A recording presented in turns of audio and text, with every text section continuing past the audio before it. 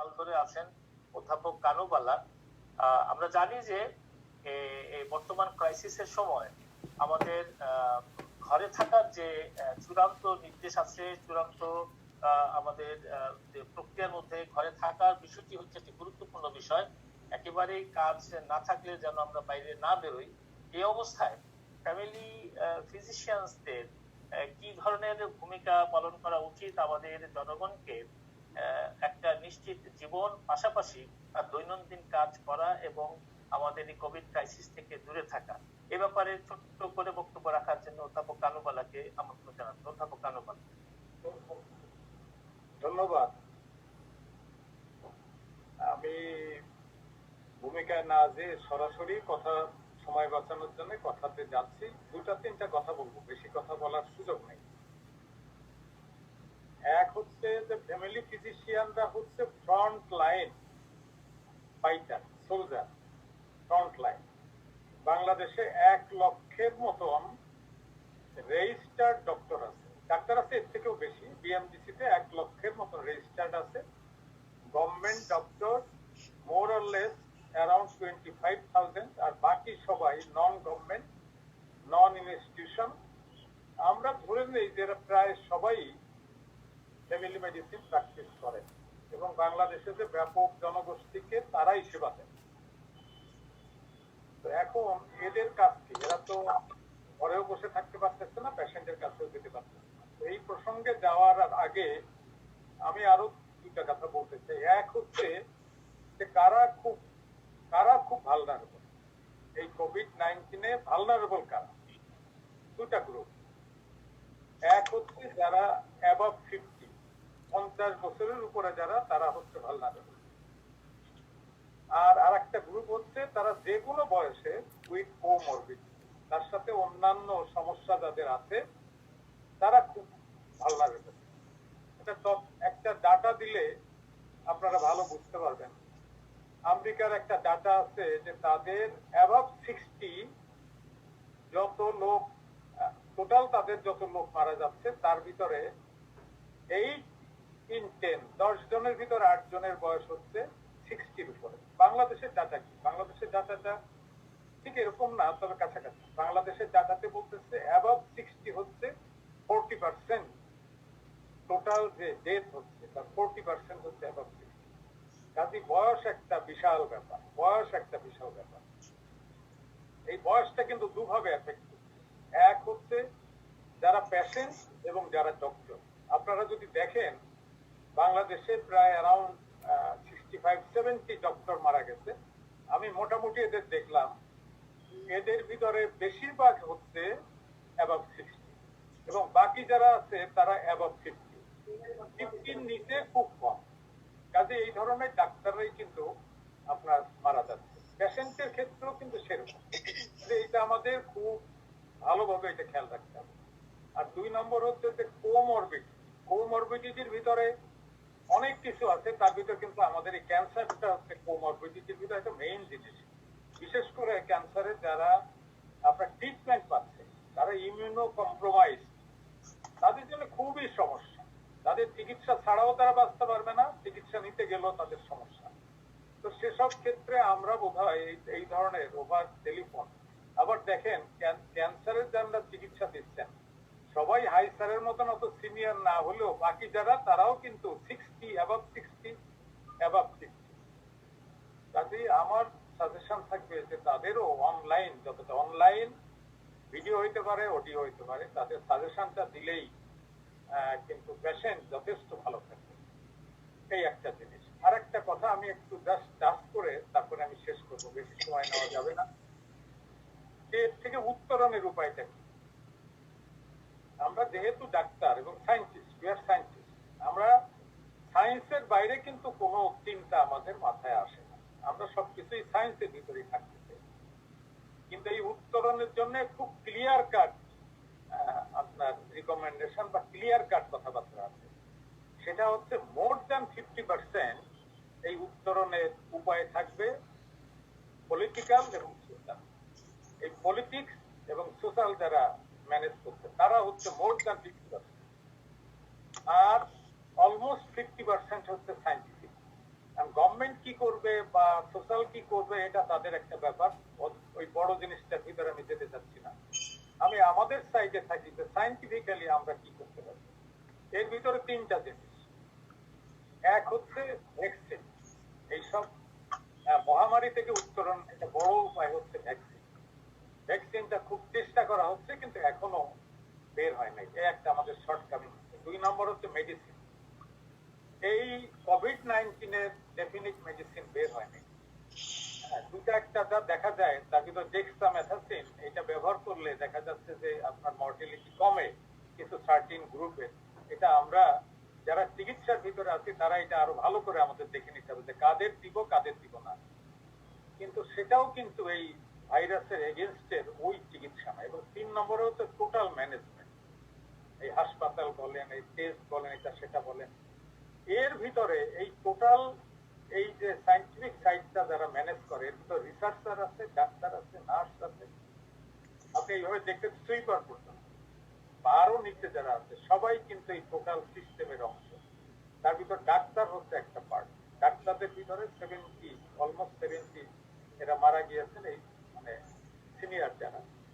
আর একটা জিনিস একটুখানি আমরা টাচ করে নিই। আমরা ধরেন আমরা যারা সায়েন্স নিয়ে কাজ করি, আমরা যারা ডাক্তার, আমাদের মাইন্ডও কিন্তু একটু টানেল মাইন্ডেড। আমরা সবাই সব জায়গা সব সময় বলে যাচ্ছি টেস্ট টেস্ট টেস্ট। এবং এটা নিয়ে আমরা গভর্নমেন্টকে এবং সবাইকে আমরা এখন বলেন বাংলাদেশের 18 কোটি লোককে কি টেস্ট করা সম্ভব? সম্ভব, আমি মনে করি সম্ভব। গভর্নমেন্টের জন্য 18 কোটি লোককে টেস্ট করা কোনো ব্যাপারই না। 1000 টাকা করে যদি আপনার কস্টিং হয় 18,000 কোটি টাকা লাগবে। বাংলাদেশ গভর্নমেন্টের জন্য 18,000 কোটি টাকা কোনো ব্যাপারই না। কিন্তু কেন করছে? এই সাবকন্টিনেন্টে অন্যের কথা ধরেন, ইন্ডিয়াও কি করছে? ইন্ডিয়াও করছে। পাকিস্তান করছে? পাকিস্তান করছে। তাহলে করছে না কেন? এই যে 18 কোটি লোককে আজকে টেস্ট করলে যে পরিমাণ কোভিড-19 পজিটিভ বের হবে, এই লোকগুলো কিন্তু ক্র্যাশই হয়ে যাবে। আমাদের কি সেই ইনফ্রাস্ট্রাকচার আছে এটাকে সাপোর্ট দেওয়ার জন্য? নাই। তাহলে যে একটা বিরাট কেওস, সেই কেওসের কারণে দেখা যাবে যে লোকজন মারা যাচ্ছে। আপনি বলতে পারেন যে এটা সাবকন্টিনেন্টের চেহারা, অন্য জায়গার চেহারা কি? অন্য জায়গার চেহারা আরো ভয়াবহ। আমেরিকায় যদি ধরেন, আমেরিকায় দেখা যাবে যে প্রায় আপনার 8 জন, শতকরা 8 জন, একটু ভুল হইতে পারে আমার, শতকরা নাকি আর হাজারে 8 জনের আপনার টেস্ট করতে। বাংলাদেশের কয়জনকে করতে? বাংলাদেশ কিন্তু আরো বেশি করতে। স্যার আমরা অন্যদের কাছে একটু সংক্ষেপে যদি বলেন স্যার। হ্যাঁ, কাজেই এই যে টেস্ট বলে আমরা মাথা খারাপ করতেছি, আমরা যারা সায়েন্টিস্ট, যারা ডাক্তার, তাদের আর চিন্তা ভাবনা করে আমাদের দেশের টেস্ট আমেরিকা থেকেও বেশি হচ্ছে, ইউরোপ থেকে বেশি হচ্ছে, চায়না থেকে কম হচ্ছে। এবং এই যে টেস্ট বেশি করতে হলে এই যে আমরা মাথা খারাপ করে দিচ্ছি, পাবলিকেরও কিন্তু মাথা খারাপ করে দিচ্ছি। যাতে আমার মনে হয় সামগ্রিকভাবে এই জন্য চিন্তা করে আমরা ডাক্তার যারা, আমরা এই যে যখন জুম করবো আমাদেরও আর একটু ডেফিনিট কথাবার্তা বলবো। না হলে এইগুলো দেখা যাবে সবাই দেখতেছে, এগুলো দেখা যাবে যে উপকারের থেকে ক্ষতিটা বেশি। সবাইকে ধন্যবাদ। ধন্যবাদ, আপনি আপনার বক্তব্য রাখলেন। এবং এই পর্যায়ে আমরা যেহেতু বাইরের অতিথি, বিশেষ করে আমাদের এখানে আছেন ইউএসএ প্রতিনিধি আছেন, আমি স্যারের কাছে অনুরোধ করব যে আপনাদের মার্কিন যুক্তরাষ্ট্রে যে খবরাখবর আমরা পাই, তাও আপনারা উপস্থিতি শুনতে চাচ্ছি যে ওখানে আপনারা কিভাবে এগুলোকে সামাল দিচ্ছেন এবং কোন উপদেশ আছে কিনা আমাদের বাংলাদেশের। আমি বলবো, জি প্লিজ। আমি অ্যাকচুয়ালি আসলে আমি সাংবাদিক মানুষ, আপনাদের এখানে তো সবাই ডাক্তার। তো আমি আপনাদের বাংলাদেশে আমরা মিডিয়াতে যা দেখি আর কি, দেখার পরে যে বিষয়টা হলো আমাদের বাংলাদেশে আসলে আরও মানুষকে সচেতন করে তুলতে হবে আর কি। তারা আসলে বিষয়টা এত মিডিয়াতে দেখে যে মানুষ মারা যাচ্ছে, তারপরেও মনে হয় যেন সেইভাবে বিষয়টাকে গুরুত্ব দিচ্ছে না। তো এই বিষয়টাকে কিন্তু আসলে এটা খুবই কঠিন রোগ, খুবই প্রাণঘাতী রোগ। এই জন্য সবাই যেন এই বিষয়টা একটু নিয়মগুলো মেনে চলে, চেষ্টা করে যেন অন্তত সাবধানতার সাথে থাকার জন্য চেষ্টা করে।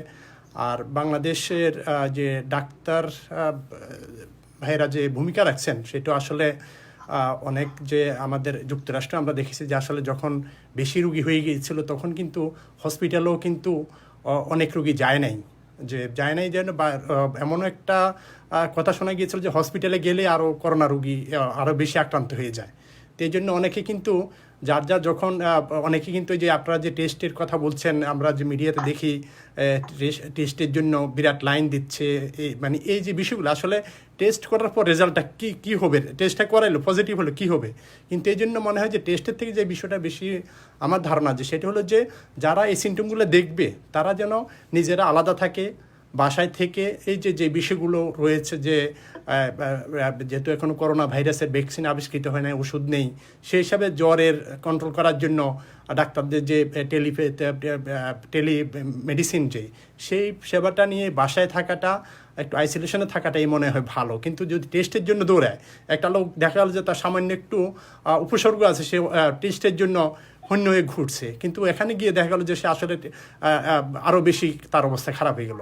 তো এই জন্য তারা বেশিরভাগ যে বিষয়টা যে নিজেরা যদি বাসায় থেকে যারা যখন এই সিমটমটা দেখা দেয় তখন বাসা থেকে যদি তারা এই ইয়েটা নেয়, এই ট্রিটমেন্টের মতো ডাক্তারদের সাথে যোগাযোগ রাখে, হসপিটালে গিয়ে দৌড়াদৌড়ি না করে যখনই যাবে, ডাক্তাররা সবাই বলেন যে বিশেষজ্ঞরা বলেন যে যখন তার শ্বাসকষ্টটা দেখা দেবে তখনই হসপিটাল যাওয়া মানে উচিত হবে। এখানেও আমরা দেখেছি যে যুক্তরাষ্ট্রে আমরা দেখেছি যে যখন শ্বাসকষ্টটা মানে নিয়ন্ত্রণ নেই তখন কিন্তু হসপিটালে অনেকে গিয়ে হসপিটাল তখনই যেতেন, বেশিরভাগ ক্ষেত্রে দেখা গেছে। আর সামান্য একটু জ্বর, মাথা কাশি ইত্যাদি হলে কিন্তু কেউ কিন্তু হসপিটালে যায় নাই। বাংলাদেশে আমরা যেমনটা শুনি যে ডাক্তারের কাছে যেভাবে দৌড়াদৌড়ি করে টেস্টের জন্য, এই বিষয়টা আসলে সবাই একটু আপনারা বাসায় থাকা, বাসায় যে ট্রিটমেন্টটা নেওয়া সে বিষয়ে একটু পরামর্শ দিবেন, তাহলে আইসোলেশনে থাকাটা, ওই রোগীদের সংস্পর্শে না যাওয়া, এই বিষয়টা মানে একটু গুরুত্ব দিলে আরো ভালো হবে আর কি আমার যে ধারণা। অনেক অনেক ধন্যবাদ। অনেক একেবারে মূল কথাগুলোই আপনি বলেছেন। তার মধ্যে একটা বড় অংশ হচ্ছে যাতে আমরা সবাই বাসায় থাকি সেদিকে আমাদের নজরটা দিতে হবে, এবং সামান্য উপসর্গ থাকে বাসায় থেকে যেন আমরা চিকিৎসা নিই। এটি আসলে বর্তমানে সর্বজন স্বীকৃত একটি প্রধান পন্থা। যখন আমাদের 80% মানুষ দ্রুতই সুস্থ হওয়ার একটা সম্ভাবনা আছে বাসায় থেকেই, সুতরাং বাকি 20%-এর মধ্যে একটু বেশি যারা সমস্যায় পড়বে তারাই হাসপাতালে যাবে। এটি নিশ্চয়ই প্রয়োজনীয়। আপনি সবাই যেভাবে বলছেন, আপনি সেভাবে আমাদেরকে স্মরণ করিয়ে দিয়েছেন। আশা করি আমাদের দর্শক শ্রোতার মধ্যে যারা শুনছেন তারাও এটি প্রতিপালন করবেন। আমরা একটা জিনিস দেখেছি যে সরকার এবং বেসরকারি সংস্থা ঐক্যবদ্ধভাবে এই ধরনের ক্রাইসিস মোকাবেলার জন্য সমন্বিতভাবে কাজ করে যাচ্ছে। তার মধ্যে সামাজিক সংস্থাগুলো তো অবশ্যই অগ্রণী ভূমিকা পালন করছে, এটি ঠিক, কিন্তু কখনো কখনো খুব বিচ্ছিন্ন ভাবে আমরা সেটি করছি। আমরা আরো একটু একত্রিত ভাবে করতে পারি কিনা। আমাদের মাঝে উপস্থিত আছেন দীর্ঘদিন থেকে সমাজ উন্নয়নমূলক কাজের সাথে জড়িত, বিভিন্ন স্বেচ্ছাসেবী সংগঠনের সাথে তো জড়িত বটেই, দীর্ঘদিন থেকে বাংলাদেশ ক্যান্সার সোসাইটিতে আমাদের কার্যকরী পরিষদে আছেন doctor Firoza Begum.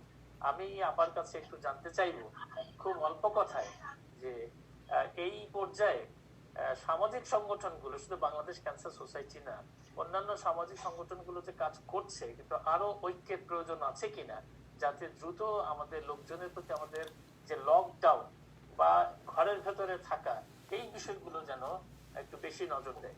Doctor Firoza Begum, please, খুব সংক্ষেপে। আপা আমার কথা শুনতে পেয়েছেন? হ্যাঁ, প্লিজ।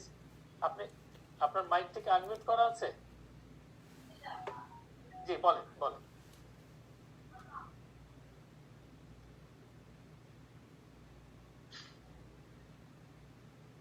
আপা শুনতে পাচ্ছেন?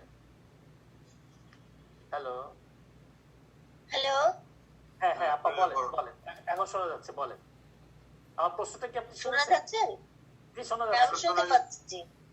বলেন বলেন। প্রথমে সবাইকে একটু ধন্যবাদ জানাই। এই একটা সংকটময় মুহূর্তে আমরা যেটা তৈরি মানে অর্গানাইজ করতে পেরেছি, এই এটা যারা করেছেন সবাইকে আন্তরিক ধন্যবাদ। কারণ বৃষ্টি হলে সেটাকে তো আর আমরা রোধ করতে পারবো না, কিন্তু বৃষ্টিকে কিভাবে সেটা থাকতে পারবো, কিভাবে সেটাকে মোকাবেলা করতে, সেটাই আমাদের কারণ কোন অসুখ বিসুখ হলে তার আগে প্রতিকার, আবার যে হয়েই যায় তার প্রতিরোধ, এগুলো বিষয়ে আমাদের সচেতন থাকতে হবে। এবং সবাইকে ধন্যবাদ, তাই সুন্দর একটা সংকটময় হিসাব অর্গানাইজ করা হয়েছে। আচ্ছা, ধন্যবাদ আপা। আপনি যেটা বলছিলেন যে আমরা যেহেতু এই মুহূর্তে পরিপূর্ণ চিকিৎসার কোনো ব্যবস্থা তেমন একটা নেই, সেক্ষেত্রে 90% হচ্ছে প্রতিরোধ করা। নিশ্চয়ই আমরা যদি ঐক্যবদ্ধভাবে প্রতিরোধ করতে পারি এবং যে অনুশাসনগুলো আছে বিশ্ব স্বাস্থ্য সংস্থা থেকে শুরু করে বিভিন্ন আন্তর্জাতিক সংস্থা যেভাবে ফর্মুলেট করে দিয়েছেন, সেগুলো যদি আমরা প্রতিপালন করি, নিশ্চয়ই করে আমরা আমাদের বৃহত্তর জনগোষ্ঠীকে রক্ষা করতে পারবো। আপনি খুব সংক্ষেপে বেশ আশার কথা শুনিয়েছেন। আমাদের মাঝে আছেন, আমি দেখতে পাচ্ছি কামাল ভাই সুদূর সিলেট থেকে। কামাল ভাই, আমাকে শুনতে পাচ্ছেন? অধ্যাপক কামাল উদ্দিন। হ্যাঁ, আমি মুস্তাক হোসেন যাবো স্যার। আচ্ছা ঠিক আছে, আমি সরাসরি প্রফেসর কাজী মুস্তাক হোসেনের কাছেই যাচ্ছি ওই প্রশ্নটা নিয়েই যে ক্যান্সার রোগীরা আসলে এই মুহূর্তে কিভাবে তাদের চিকিৎসার নিশ্চয়তা পাবে, এবং এই মুহূর্ত তো বটেই, সামনেও যদি কোনো দিক নির্দেশনা থাকে আশা করি তার অভিজ্ঞান থেকে প্রফেসর কাজী মুস্তাক হোসেন সংক্ষেপে তার বক্তব্য উপস্থাপন।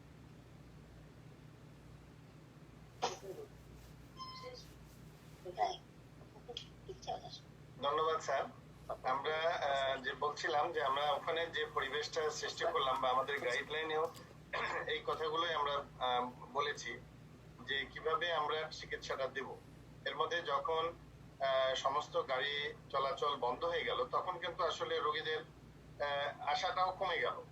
আমাদের এখানে যেখানে 500 থেকে 600 রোগী রেডিয়েশন পায়, 250 রোগী কেমোথেরাপি পায়, সেখানে 100-তে নেমে এলো রেডিয়েশনের সংখ্যার রোগী, যারা শুধুমাত্র ঢাকা এবং ঢাকার আশেপাশ থেকেই আসতে পারছিলেন, কিন্তু একটা মেজরিটি অংশ কিন্তু আসতে পারলেন না। তা আমরা তখন একটা টেলিমেডিসিনের মাধ্যমে রোগীরা যার সঙ্গে পার্সোনালি হোক বা ইনস্টিটিউশনাল অনেকে ফোন করার ফলে আমরা একটা টেলিমেডিসিনের ব্যবস্থা করলাম, এবং গাইডলাইন গুলো অনুযায়ী আমরা এই যে রোগীদের যে ক্যাটাগরি করা, যে একটা প্রায়োরিটি ভিত্তিতে রেডিয়েশনের প্ল্যানিংটা, এই পরামর্শগুলো আমরা দেওয়া শুরু করলাম। এবং আমাদের যাদের কেমোথেরাপি চলছিল তাদেরকে আমরা ট্রিটমেন্ট হলিডে কিংবা এই সাইকেলের ডিউরেশনটা একটু বাড়িয়ে দেওয়া, কিংবা ওরাল মেডিকেশনে চলে যাওয়া, 1 সাইকেল 2 সাইকেল। তারপরে যে সমস্ত রোগের ক্ষেত্রে আমাদের জানি আমরা যে অনেকগুলো টার্গেটেড থেরাপি আসছে, সেগুলোতে আমরা চলে গেলাম। এইটা একটা দিক হলো। আর রেডিয়েশনের ব্যাপারেও আমরা যে এই যে একটা পেশেন্টের রেডিয়েশন দিতে 6 সপ্তাহ 7 সপ্তাহ সময় লাগে, এইটা কি করে কমানো যায়। আমাদের যে হাইপোফ্র্যাকশনেশন ফর্মুলা আছে, ইভেন কালকেও একটা পেপার এসেছে শ্রীলঙ্কা থেকে, যে তারা ব্রেস্টের রোগীদের 26 গ্রে রেডিয়েশন দিচ্ছে 5 দিনে। তো যেখানে 5 থেকে 6 সপ্তাহ লাগে, সেখানে যদি 1 সপ্তাহে ট্রিটমেন্ট করে দেওয়া যায়। মূল উদ্দেশ্যটাই হলো যে তার ট্রিটমেন্টও পাওয়া এবং তার এই যে বাসা থেকে হাসপাতাল পর্যন্ত আসা, এই যে হাসপাতালে আসা বিভিন্ন লোকের সঙ্গে তার সংস্পর্শে যাওয়া, তার যে সংক্রমণের ঝুঁকিটা বেড়ে যাচ্ছে, এই ঝুঁকিটা কমানোর জন্যই যে আইসোলেশন কিংবা আমাদের যে লকডাউন, সবগুলোর পলিসির উদ্দেশ্য তো এটাই ছিল যে আমরা যাতে লেস কন্টামিনেশনে যাই। তো সেখানে হাইপোফ্র্যাকশনেশন ফর্মুলার মধ্যে দিয়ে আমরা যেতে পারলাম। এবং রিসেন্টলি কিছুদিন হলো আমরা টেলিমেডিসিনের মাধ্যমে যারা ফলো আপের রোগী, তাদেরকে কিন্তু আমরা মৌখিক পরামর্শ দিয়ে দিচ্ছি। যদি তার এলাকায় থেকে উনি কিছু টেস্ট করে আমাদেরকে জানালেন যে ওনার ব্লাডের রিপোর্ট বা রুটিন ফলো আপের যে একটা চেস্ট এক্সরে, আমরা সেটা টেলিমেডিসিনে দেখে নিলাম যে এটা রিপোর্ট ভালো আছে, তাহলে ওনাকে বলে দিলাম যে আপনারা আগামী 7 দিন 10 দিন বা 3 সপ্তাহের মধ্যে আসার দরকার নাই, আপনি 2 মাস পরে আবার এই পরীক্ষাগুলো করে চলে আসেন। যাদের হরমোন থেরাপি চলতেছে তাদের জন্য কোনো সমস্যা নেই, তারা হরমোন থেরাপি যদি না কোনো প্রোগ্রেসিভ মনে হয়, আমাদের ওষুধ চেঞ্জ করার যদি কোনো প্রয়োজন না মনে করি আমরা, তাহলে আমরা তাদেরকে সেভাবে পরামর্শ দিয়ে দিচ্ছি। এইভাবে আমরা এখন পর্যন্ত চালিয়ে যাচ্ছি। তবে আমাদের হাসপাতাল, আমি বলবো যে জাতীয় ক্যান্সার গবেষণা ইনস্টিটিউট পুরো সময় খোলা ছিল এবং প্রতিদিন এখন প্রায় এই সপ্তাহে 150 রোগীর মতো রেডিয়েশনের রোগীদের আসা যাওয়া বেড়ে গেছে। তারপরে অ্যাডমিশনের রোগীদের সংখ্যা বেড়ে গেছে, এবং গত 2 মাসের ডাটা অনুযায়ী আমরা প্রায় 60টার মতো 60 সার্জারিও হয়েছে আমাদের হাসপাতালে। আমাদের কিন্তু কখনোই বন্ধ ছিল না বা এখনো বন্ধ নাই। এইভাবে আমরা মানে আপাতত আমাদের কাছে যে রোগীগুলো আসছেন, যারা আসছেন তাদেরকে ম্যানেজমেন্ট দিয়ে যাচ্ছি। অনেক ধন্যবাদ মুশতাক।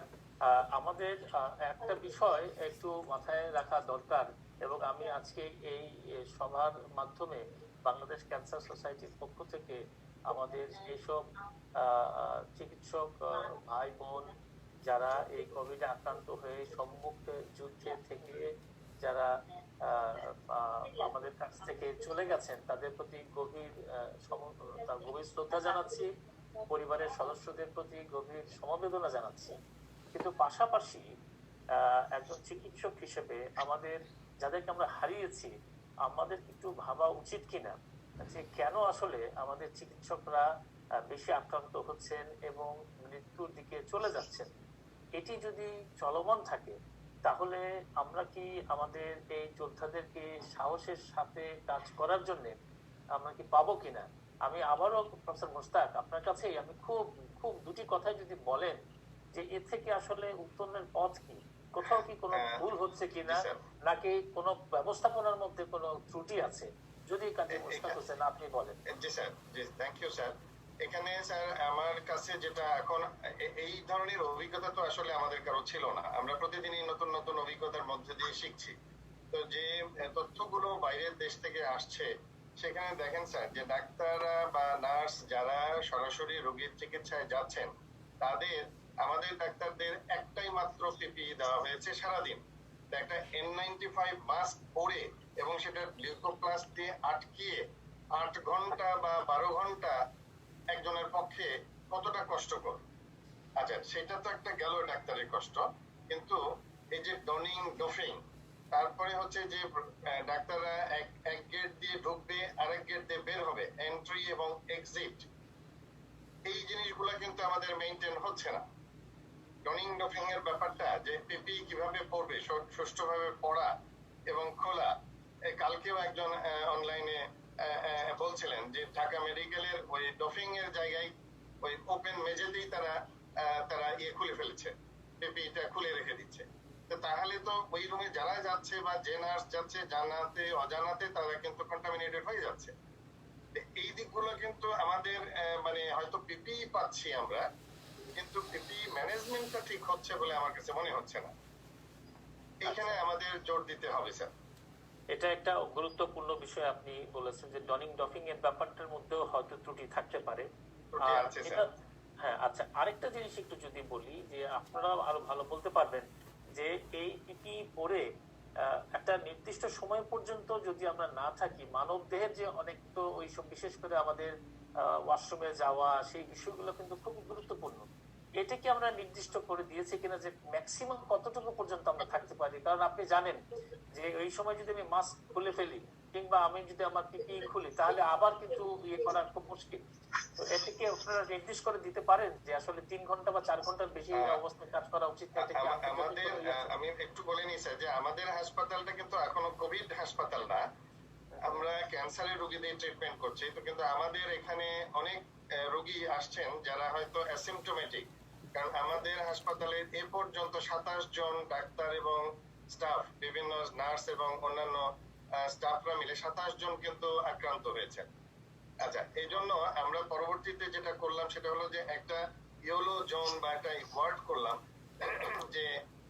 যে রোগীটা হয়তো দূর থেকে আসছে তার টেস্ট করে ভর্তি করানো দেরি হবে, সময় সাপেক্ষ ব্যাপার, তাকে আমরা সেই ইয়েলো জোনে ভর্তি রাখতে হচ্ছে।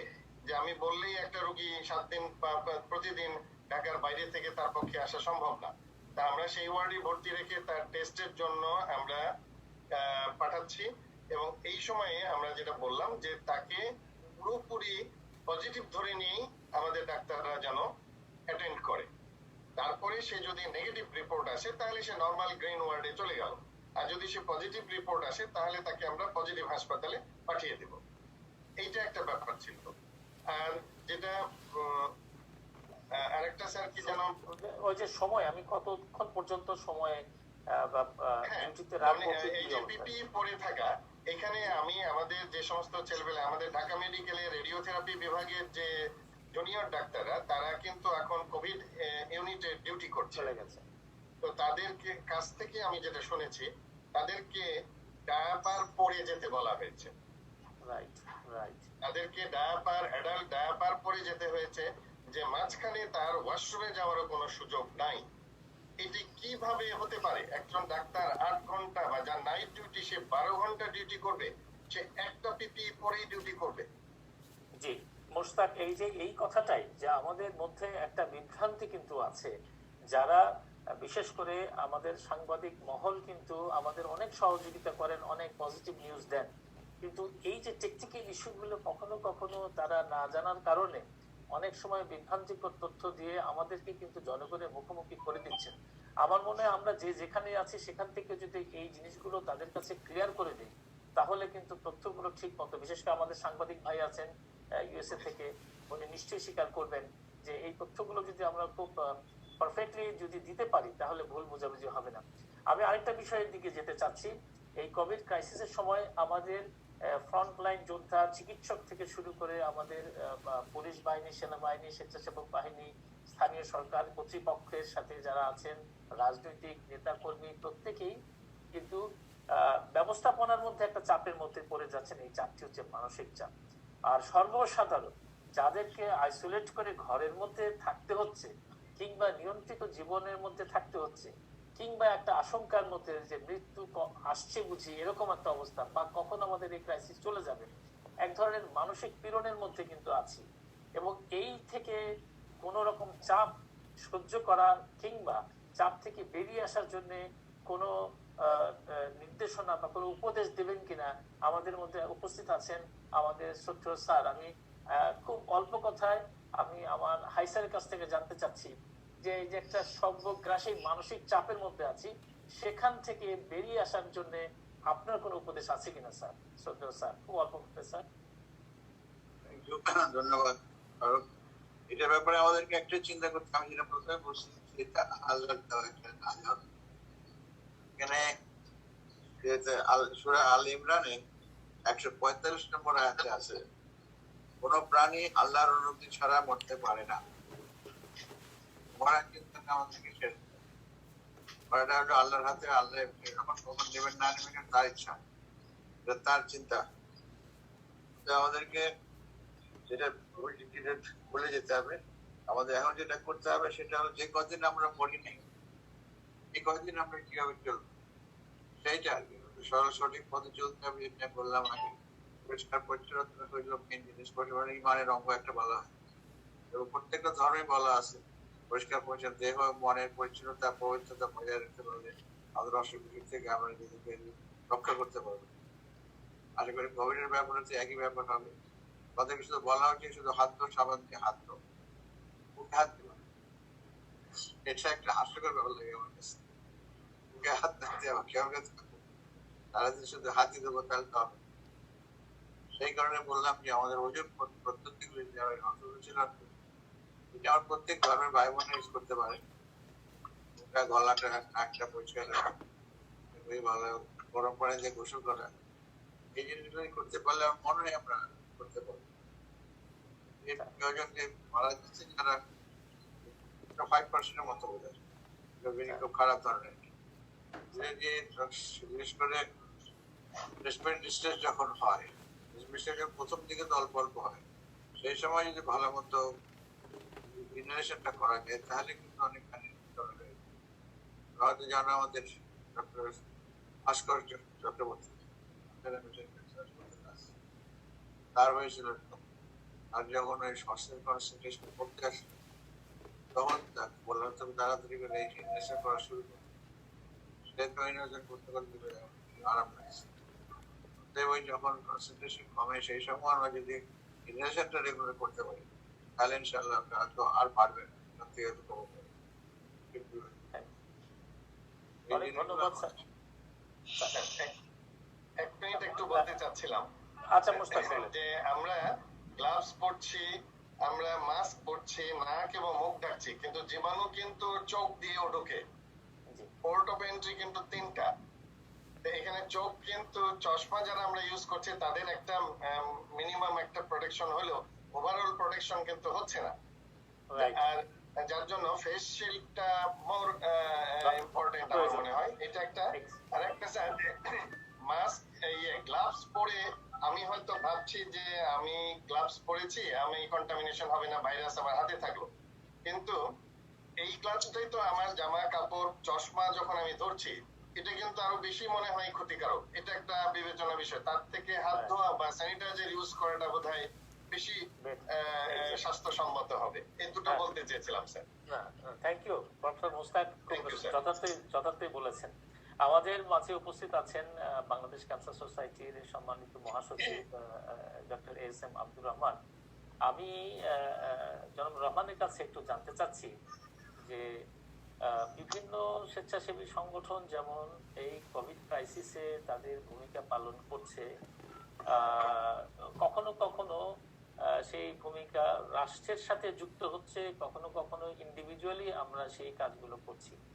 আপনার কাছে আমার প্রশ্ন যে আজকে আমরা যে অবস্থানে আছি তার থেকে একটু সামনে যে সমস্যাগুলো বা সমস্যার সময়ের মধ্যে আমরা পড়বো, সেক্ষেত্রে বাংলাদেশ ক্যান্সার সোসাইটির কোনো পরিকল্পনা আছে কিনা যে এই কোভিড ক্রাইসিসে কোনো আরেকটু কাজকে বেগবান করা?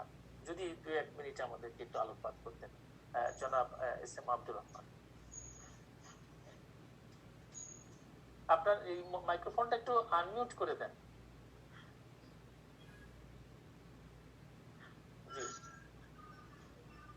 জি জি হ্যাঁ, নিচের দিকে বামে নিচের দিকে দেখো সেটা মিউট আছে, এটা মিউট হলে আনমিউট করো, ক্লিক করো। শোনা যাচ্ছে? রমন ভাই শুনতে পাচ্ছেন? আমাকে শোনা যাচ্ছে না। রহমান তোমার এটা মিউট আনমিউট করো। আনমিউট করতে হবে। আনমিউট করে দেন। আনমিউট লেখা আছে, এটা আনমিউট করে দেন। আসলাম ফোনে বলে দেন আসলাম।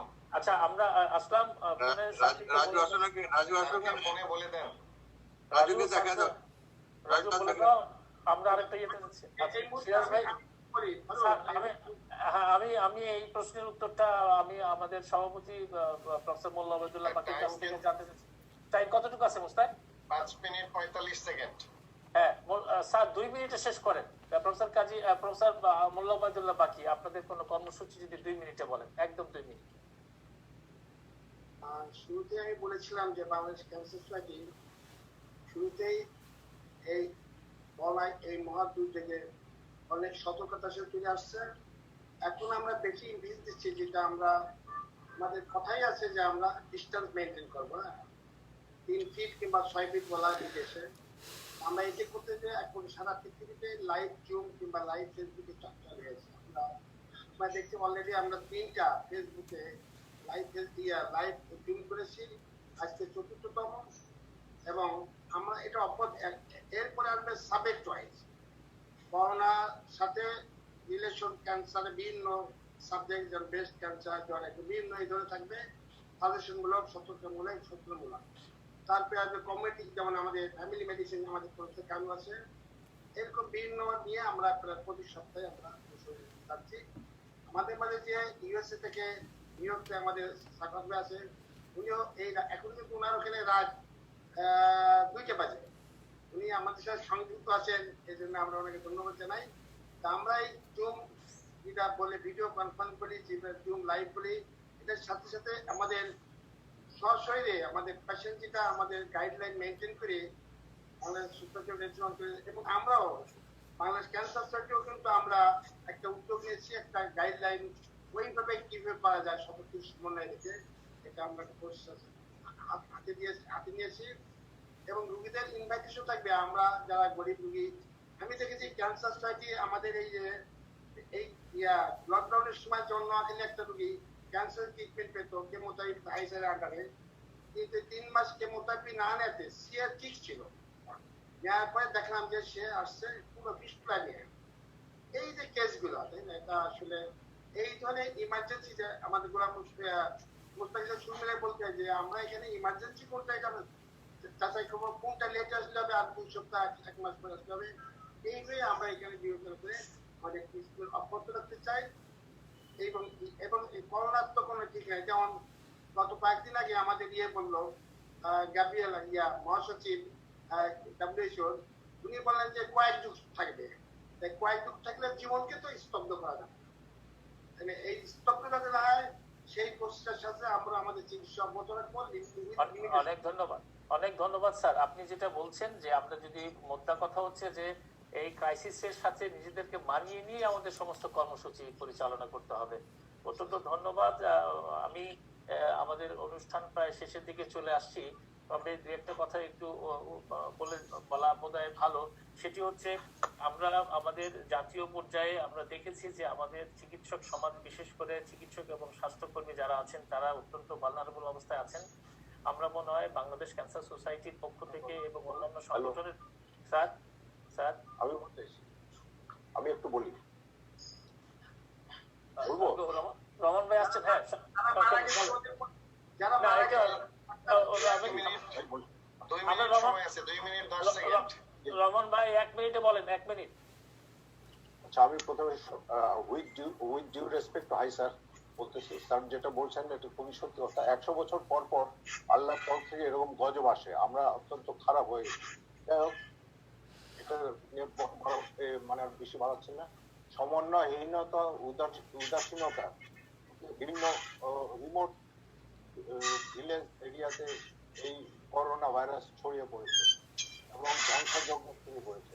ফ্রন্টলাইন ফাইটার, বিশিষ্ট চিকিৎসাবিদ আক্রান্ত হচ্ছেন এবং প্রাণ হারাচ্ছেন, যার ফলে জাতি এক অপূরণীয় ক্ষতির সম্মুখীন। ভবিষ্যতে চিকিৎসকদের অভাবে জনগণ চিকিৎসা সেবা থেকে বঞ্চিত হবে।